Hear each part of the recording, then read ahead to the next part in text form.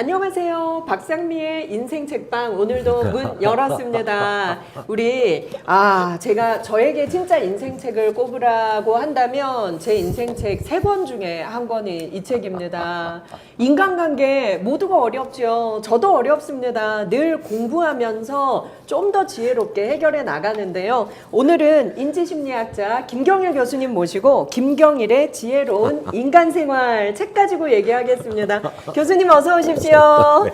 야, 반갑습니다. 교수님. 제가 선생님 그 불안 습관, 그 책을 그렇게 인생책이라고 얘기하고 돌아다녔는데 그것 때문에 복수하시는 겁니까? 교수님 저는 정말 늘 상담하고 다른 사람들에게 인간관계 이렇게 하세요 말하면서도 저도 늘 인간관계가 어렵습니다. 선생님 그 강연을 들으면서 많은 분들이 자기 잘한 거가 아니라 자기가 힘든 얘기 저렇게 해주는 상담 심리학자는 처음 봤다고. 근데 거기서 엄청 사람들이 마음에 그 소위 말하는 치유의 그런 늑 포인트가 있잖아요. 그러니까 대부분 이런 거, 저 양반도 저렇게 힘이 들구나 막 이러면서 그런 얘기 해주시는 분 많거든요.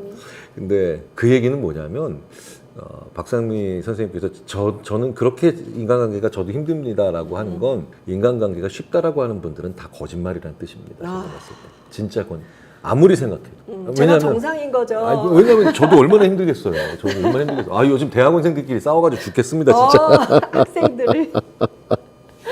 얘들아, 그만 좀 싸워라. 그만 좀 싸워요. 맞아요. 저는 이 책 읽으면서 너무 좋았던 게 뭐냐면, 인생에서 가장 쉽고 빠르게 불행해지는 방법 중 하나는 바꿀 수 없는 것을 바꾸려고 하는 것입니다. 이 문장이었어요. 내가 바꿀 수 없는 걸 바꾸고 싶어서 노력하다 보니까 이렇게 힘들어졌구나. 그리고 여기 이렇게 또 써 있어요. 그리고 인생을 가장 허망하게 보내는 방법 중 하나가 바꿀 수 있는 것을 그대로 방치하고 살아가는 것입니다. 그래서 저는요, 이 책을 읽고 바꿀 수 없는 것, 그건 딱 포기해야겠다. 그리고 이미 끝난 인간관계 때문에 괴로워할 필요 없겠다. 그리고 이건 내가 바꿀 수 있겠다. 이건 공부하고 도전하고 노력해봐야겠다. 이런 희망을 좀 얻었어요. 그래서 오늘 제가 느꼈던 감동과 지혜를 우리 구독자님께들도 같이 좀 알려드리려고 합니다. 교수님, 이 책은요 진짜 실용적으로 우리가 바로 적용할 수 있게 쉽게 알려주셔서 너무나 좋았고요. 모든 문장에서 교수님 목소리가 음성 지원이 돼요.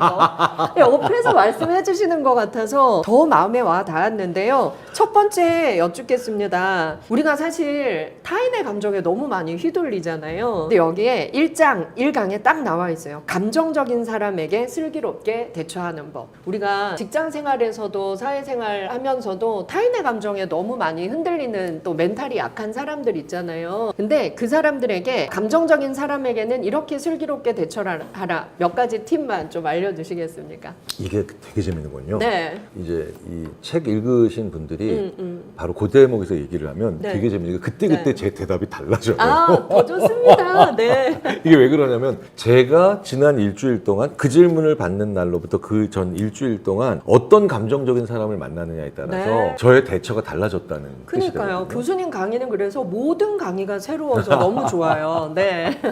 제가 이제 그런 얘기를 많이 합니다. 상담을 하시는 분과 그다음에 인지 심리학 하는 사람들이 뭐가 다르냐. 일단 그 얘기를 살짝 드리고 말씀드릴게요. 왜냐하면 상담은 굉장히 길고도 품이 많이 들어가는 하지만 근본을 많이 바꾸어 나가는 과정인데 저희 인지 심리학자들은 그러니까 그분들은 사람을 바꿀 수 있다라는 부분을 좀 더 많이 본다. 근데 저희 인지 심리학자들은 인간 안 바뀌어. 이제 제가 이제 약간 저희 인지 심리학의 기능을 좀 더 설명드리기 위해서 안 바뀌어 인간. 하지만 상황은 잘 바꿀 수 있어. 그러니까 이제 사람을 오랜 동안 상담과 대화를 통해서 사람을 저 깊은 데서부터 바꿔 나가는 것을 역할로 하고 있는 그 상담 심리학의 품이 많이 드는 심리학이라면 인지 심리학은 열린 마음으로 대화가 안 돼. 불 꺼. 뭐 이런 식으로 상황을 살짝 바꿔서 그 누적, 그 효과를 누적시켜서 네. 작은 효과를 누적시켜서 가는 네. 약간 좀 변화를 만들어내는 방식이 좀 다른 메커니즘의 학문이다. 네. 물론 이게 다 양쪽의 선순환 구조를 그리는 게 가장 중요한 그 사회의 심리학적 역량이다라고 네. 얘기를 드려요. 네. 따로따로 다 그냥 나만 네. 맞고 상대방 틀리다라고 하면 이게 안 되니까. 자, 그래서 제가 이 말씀을 왜 드리냐면 감정적인 상대방에게 휘둘리지 않으려면 네. 벽을 잘 쳐야 되잖아요. 네. 그러니까 벽을 잘 쳐야 되는데 네. 그 벽을 만드는 오늘의 방법이 뭔가 네. 라고 생각을 해보면 뭐 예를 들어서 이제 저는 네. 이런 거죠. 예를 들어서 아 그래? 라고 보단 그렇게 생각하셨어요? 아. 라는 식으로 그렇게 그건 네 생각하셨어요? 감정이구나 라는 걸 네. 예, 이런 식으로 왜냐면 내가 그래 그렇구나 막 이러면 그러니까 공감해 주는 것 같지만 내가 같이 막 무너지거나 아니면 휘둘리거나 막 이렇게 되거든요. 그다음에 두 번째 어떨 때는 또 이런 대답을 드릴 때가 있어요. 얘가 감정적이다라고 하는 건 우리가 보통 이럴 때 하는 거죠. 요만한 일인데 이만큼 화내거나 네. 요 정도 기뻐야 되는데 막 너무너무 좋아하거나 네. 그런 경우들이 네. 많잖아요. 네. 저희 인지심리학자들은 그거를 그 미성숙이라고 봅니다. 네. 그러니까 마음의 눈금 자체가 적은 네. 거죠. 그러니까 왜 기쁨의 눈금도 7개가 아니라 3개밖에 안 되고 화의 눈금도 8개가 아니라 2개밖에 안 된다. 네. 그러면 이 사람들은 무지하게 화내거나 아무렇지도 않거나 둘 중에 네. 하나 하고 성숙을 한다라는 게 마음의 눈금이 좀 더 촘촘하게 가는 과정이라고 저희들은 보는 거예요. 네. 그래서 왜 슬픈 영화든 재밌는 영화든 네. 이제 상대적으로 아직 성숙하지 못한 그거를 꼭 그 친구들이 뭐 성숙하지 못했다라고 표현하기 좀 그렇지만 사춘기에 있는 친구들한테 네. 보여주면 네. 아직 마음의 눈금이 슬픔이든 기쁨이든 7개가 안 되고 8개가 네. 안 되기 때문에 둘 중에 하나잖아요. 네. 무지하게 웃거나 네.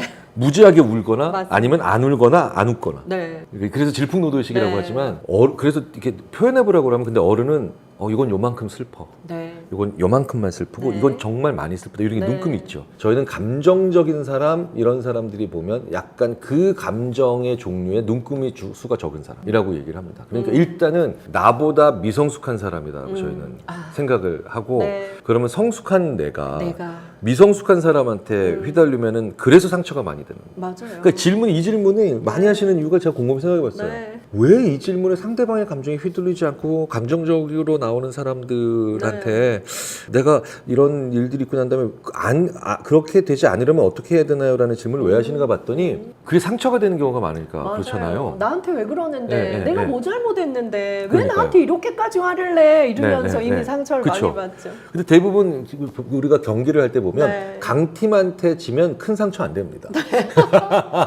네, 네, 네. 네. 근데 약팀한테 지면은 뭐 네. 굉장히 상처가 크잖아요. 네, 네. 그러니까 이게 성숙한 사람이 미성숙한 사람한테 이게 좌지우지 되면 야. 상처가 그래서 큰 거더라고요. 네, 보니까 네. 내가 더 성숙한 거고 내가 더 아. 눈금이 촘촘한 거거든요. 그러면 그러니까 상대방 눈금이 네. 촘촘하지 않은 거예요. 네. 상대방 눈금. 그러니까 이거는 분명히 일단 먼저 생각을 하셔야 되는데.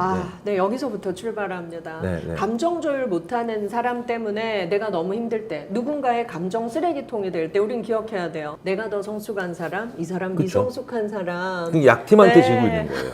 약팀한테 지금 끌려가는 네. 편하고. 그러니까 왜 가끔 이럴 때 있잖아요. 고스톱도 네. 진짜 처음 배워본 사람한테 고수가 끌려다닐 때가 있어. 왜 아무것도 모르는 사람이었으니까 약팀인데. 저는 그래서 너는 약팀이구나. 너는 아직 미성숙하구나. 이걸 네. 깔보듯이 하면 안 되지만 네. 약간 그런 거를 내 자신한테 상대방은 나보다 미성숙하고 아까는 이런 부분의 생각은 약한 하수구나라는 걸 나한테 암시를 시켜야죠. 네, 네. 나한테 암시를. 네. 그러니까 이런 얘기를 듣을 때는 저는 네. 이러지도 말고 그리고 이러지도 말고 네. 이러면서 아. 딱 전문가가 비전문가 상대하듯이 대하듯이. 한 그런 태도.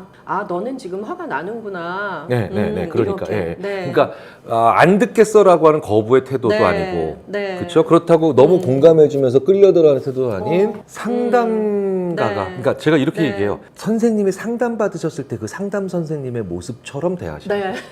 그러니까 흉내 내보시라고 그렇게 얘기를 해요. 아우, 정말 네, 딱 네. 좋네요. 네. 네. 그러면 내가 강자인 거죠. 감정 조절을 못하는 사람에게는 내가 상담자의 마음으로 그 사람을 보라. 네, 네. 그럼 이게 진짜 딱 답이 그쵸. 나오겠네요. 그러니까 상담하시는 네. 선생님들이 그걸 잘 지키도록 훈련되어 네. 있잖아요. 맞습니다. 훈련되어 있잖아요. 너무 끌려 들어가 네. 있지도 않고 그렇다고 너무 네. 이렇게 소위 말해서 내가 네 문제를 다 알지라고 하는 식으로 네. 쳐다보지도 않는 끊임없이 눈 맞추고 이렇게 해보잖아요. 근데 그걸 상상하게 떠올려 볼 때 제일 좋은 네. 분들이 그분들이더라고요. 네. 그러니까.